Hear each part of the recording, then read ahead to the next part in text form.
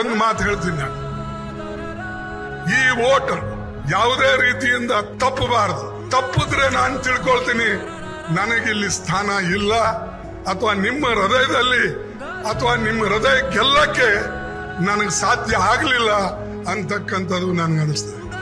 ಕೊನೆಗೆ ಒಂದು ಅಪೀಲ್ ಮಾಡ್ತೀನಿ, ಏನು ಇದು ಅಂತೂ ಆಯ್ತು, ವೋಟ್ ಸಿಗಲಿ ಸಿಗದೆ ಇರಲಿ, ಕನಿಷ್ಠ ನಾವು ಒಳ್ಳೆ ಕೆಲಸ ಏನ್ ಮಾಡಿದ್ದೇವೆ ಗುಲ್ಬರ್ಗದಲ್ಲಿ, ಕರ್ನಾಟಕದಲ್ಲಿ, ಅದು ನೆನಪಿಸ್ಕೊಂಡು ಕೊನೆಗೆ ನಾವು ಸತ್ರೆ ಅಟ್ಲೀಸ್ಟ್ ಮಣ್ಣು ಹಾಕಾದ್ರೂ ನೀವು ಬನ್ನಿ, ಇಷ್ಟಾದ್ರೂ ಒಂದು ಉಪಕಾರ ಮಾಡಿ.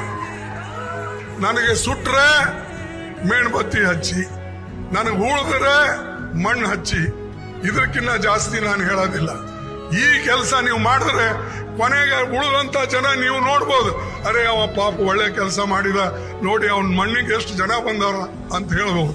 ವೋಟಿಂಗ್ ಬರ್ದೇ ಇರ್ಬೋದು, ಮಣ್ಣಿಗಾದ್ರೂ ಬಂದ್ರೆ ಬೇರೆ ಜನರೇಷನ್ ಬೇರೆ ಜನರಿಗೂ ಕೂಡ ಗೊತ್ತಾಗ್ತದೆ, ಏನಪ್ಪ ಭಾರಿ ಜನ ಸೇರಿದ್ರು ಅವನ್ ಮಣ್ಣಿಗೆ ಅಂತ ಈ ಭಾವನೆ ಬರ್ತದೆ. ಅಷ್ಟಾದ್ರೂ ಕೊನೆಗೆ ನೀವು ಮಾಡಿ ಅಂತ ಹೇಳಿ ನಿಮಗೆ ಕೇಳಿಕೊಂಡು ನನ್ನ ಮಾತು ಮುಗಿಸ್ತೇನೆ. ನೀವು ಗಟ್ಟಿಯಾಗಿರ್ಬೇಕು ಅಂತಕ್ಕಂಥದ್ದು ಹೇಳಿ ನನ್ನ ಕೊನೆ ಮಾತುಗಳನ್ನು ನಿಮ್ಗೆ ಹೇಳ್ಕೊಂಡು ನನ್ನ ಮಾತು ಮುಗಿಸ್ತೇನೆ. ಜೈ ಹಿಂದ್, ಜೈ ಕಾಂಗ್ರೆಸ್.